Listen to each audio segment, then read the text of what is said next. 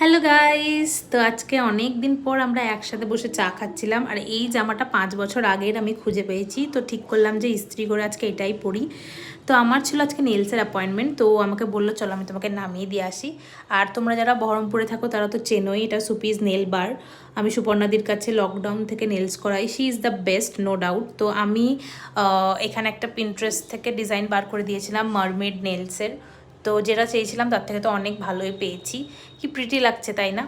তো তারপর ওখান থেকে বেরিয়ে গেলাম, তো আমাকে আবার নিতে চলে এসেছিলো। তো ওখান থেকে বেরিয়ে দেখছি বৃষ্টি পড়তে লেগেছে। তো আমার বাড়ির কাছে একটা নতুন ক্যাফে খুলেছে, তো ও বললো যে চলো যাই। কোথায় যাবো ঠিক করতে পারছিলাম না, তো এখানেই ফাইনালি গেলাম। আর আজকে যেহেতু স্যাটারডে ছিল, তো এই ভেজ বার্গারটা অর্ডার করেছিলাম। এটা পনির চিজ বার্গার।